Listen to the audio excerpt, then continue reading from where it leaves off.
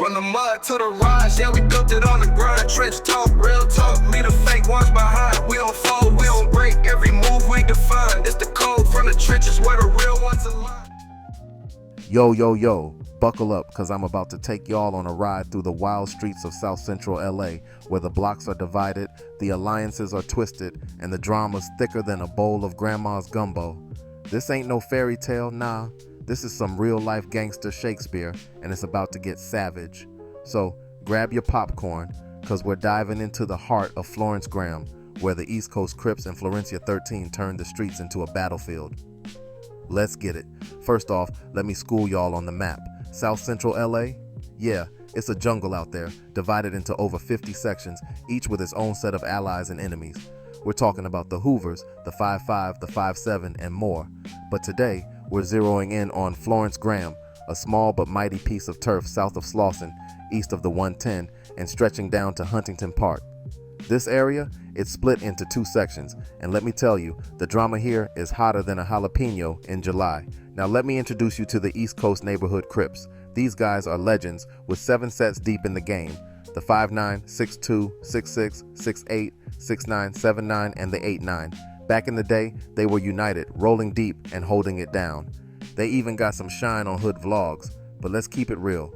Times have changed, and their numbers ain't what they used to be. But don't get it twisted, their history, that's still fire. It all started with a dude named Raymond Washington, a straight up OG from 64th and San Pedro.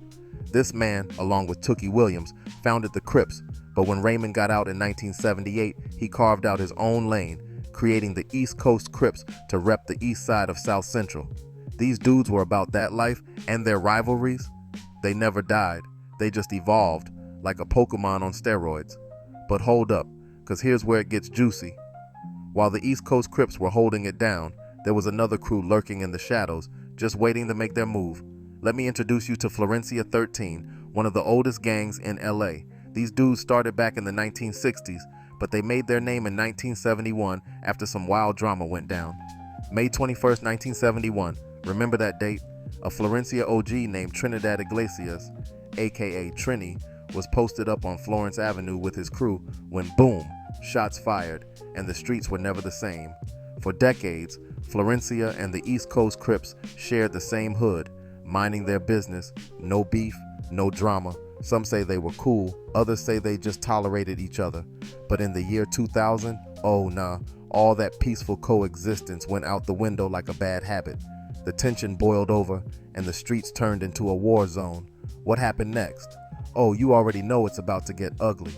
Florencia 13 came out swinging, and the East Coast Crips, they weren't backing down. It was a clash of titans, a battle for respect, and a fight for the streets. Bodies dropped, alliances shifted, and the whole neighborhood felt the heat.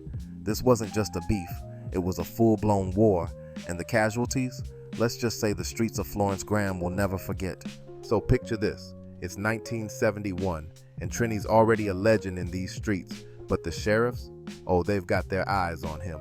One day, Officer Gary Saunders rolls up to Trini, trying to ask him some questions, but Trini, nah, he ain't about that life. Dude takes off running, turns a corner, and bolts up the steps of an apartment building like he's in an action movie. Saunders follows him, and bam, shots fired. This incident, it blew up bigger than a block party, making headlines all across California. But here's the kicker. Trini only got 4 years for it. Yeah, you heard me right, 4 years. Despite all the evidence, the man walked out in 1975 like he just finished a vacation. How? Who knows? This is California, baby, where the justice system's got more plot twists than a telenovela. Fast forward to December 1978. Trini's out, but the streets ain't done with him yet. His brother, George Iglesias, gets caught up in some shady business. Allegedly, George was supposed to be handling some liquid medicine, yeah, you know what I mean, and collecting cash for it, but word on the street is George never paid up, and boom, he's gone, just like that. Now, the official story from the LA Times says it was about the money, but Trini, nah, he ain't buying it. He's convinced the sheriffs had something to do with it. Why? Because they were still salty about 1971, when Trini only got 4 years for shooting at Saunders. Trini's like, y'all mad I got off easy? Well, now it's personal. So what does Trini do? He takes matters into his own hands, South Central style. A few days later, he's posted up in Huntington Park, just east of Florence, waiting for his moment. And then he sees it, a sheriff chilling in a restaurant. Trini walks in, cool as a cucumber, waits for the sheriff to head to the bathroom, and follows him in. Bam! Shots fired again, but this time, the sheriff, Dan Senft, survives. And Trini, he's back in cuffs, facing round 2. But here's where it gets wild. Trini beats the charge again. Why? Because the jury said he looked too nice to do something like that. I kid you not. A woman on the jury straight up said, he just looked like he wouldn't do something like that. Bruh, this man had already done the same thing 7 years ago. But hey, this is California, where logic takes a back seat and the streets write their own rules. Now let's talk about Florencia 13. These dudes, they're the OGs of the Florence area, with territory stretching from Huntington Park to South Central. They're bigger than the East Coast Crips, and for decades, they coexisted in the same hood. F-13 had their rivals, East Coast had theirs, and sometimes they even worked together. But that alliance, it was the beginning of the end. Why? Because they were both in the same business, moving that opposite of black, opposite of water product. Yeah, you know what I'm talking about. Money was flowing, but so was the tension. And when money's involved, alliances can turn into betrayals faster than you can say South Central. Late 1990s, Florencia 13 and East Coast Crips decided to team up. Why? Because money talks, and they both wanted to stack that paper. They thought, why fight when we can get rich together? But let me tell you something, when greed gets involved, loyalty goes out the window faster than a stolen car on the 1 in 10. Fast forward to the year 2000, Florencia 13 pays a group of East Coast 6 to 8 members to transport something for them. And when I say something, I'm talking about 200 to 300 keys. Nah, not the kind you use to open doors. I'm talking about the kind that opens bank accounts. Yeah, we're talking about life-changing money. But here's the twist. The East Coast dudes, they got greedy. Instead of delivering the goods, they decided to keep it for themselves. Big mistake. When Florencia's leader, Arturo Castellanos, found out, oh, he was furious. This wasn't just about the money. It was about respect. And in these streets, disrespect is a death sentence. Arturo wasn't about to let this slide. He took it personally, and when a man like Arturo takes it personally, the streets bleed. What happened next? Chaos. Absolute chaos. Florencia 13 declared war on East Coast Crips. It was on site, every day, every block, every corner. South Central turned into a battlefield, and the body count started climbing. But Arturo, he wasn't done. When he got sent to Pelican Bay, he didn't stop. Nah, he started giving orders from behind bars. And his orders? A cleansing of East Coast. Yeah, you know what that means. Florencia 13 started tagging up the neighborhood, marking their territory, and putting the word out. Anyone who even looked like East Coast was a green light. Random acts of violence? Oh, it got personal. Now, let's talk about October 11, 2004. This was the day things went next level. 3 Florencia 13 members, Emmanuel Romero, Mario Moreno, and Edgar Navarro, met up. Moreno was driving, and he pulls out a big something, yeah, you know what I mean, and says, let's do this. They rolled through East Coast territory, looking for trouble, and ended up at the 8-9 East Coast hood. They pull up to a corner store and see an older man outside. Moreno hops out, and bam, just like that, Daryl Denard, a 53-year-old grandfather who happened to be homeless and had nothing to do with East Coast, was gone. East Coast? They were furious. This wasn't just an attack, it was a message, and the streets don't forget messages like that. November 12, 2004.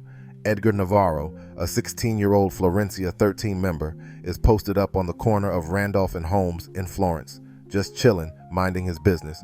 But in these streets, chilling can get you killed. A car pulls up, and bam, Navarro's gone, just like that. And let me tell you, Florencia, they were not happy. For them, it didn't matter if you were 16 or 60. If you fit the description, you were a target. And Navarro's death, it was a spark that lit the fuse. But wait, it gets worse. Later that same month, a 28-year-old man named Marion Miller is standing on Firestone Boulevard in the Florence area. Now here's the kicker. Marion had nothing to do with East Coast. He wasn't a gang member. He wasn't in the game. He just lived near the area. But in these streets, proximity can get you caught up.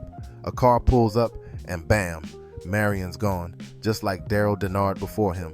Innocent lives lost, all because of a beef that had spiraled out of control. For the next few years, the streets of South Central were a war zone. Every day brought a new incident, a new body, a new headline. Florencia 13's reckless acts weren't just targeting East Coast. They were hitting civilians, crossing lines that should have never been crossed. And the feds? Oh, they were watching, taking notes, collecting evidence. Because when you start touching innocent lives, the game changes. And Florencia 13? They were about to learn that the hard way. Into Operation Joker's Wild, the largest gang takedown in American history. The feds had been tapping Florencia 13 for over a year, listening to every call, tracking every move, and building a case that would bring the whole empire crashing down. On October 16, 2007, they struck 102 arrests, hundreds of charges. And when it hit the courts, oh, it was a bloodbath. The feds have a 98% conviction rate, and Florencia 13, they got hammered. 96 out of 102 members were convicted. 96. That's a 94% conviction rate. And let me tell you, that's a wrap for Florencia 13's old guard. But here's the crazy part. Even after the takedown, the rivalry didn't die. The new generation picked up where the old one left off, carrying on the same beef for the next 13 years. Countless events, countless bodies, and countless stories that could fill a book. The streets of South Central don't forget, and they don't forgive. So, what's the lesson here? In these streets, the game is ruthless, and the price of disrespect is paid in blood. Florencia 13 and East Coast Crips turned the block into a battlefield, and the fallout is still felt today. Operation Joker's Wild was supposed to be the end, but in South Central, the story never really ends. South Central, where the legends are made, the streets never forget, and the drama never ends. Stay tuned, because the story's far from over.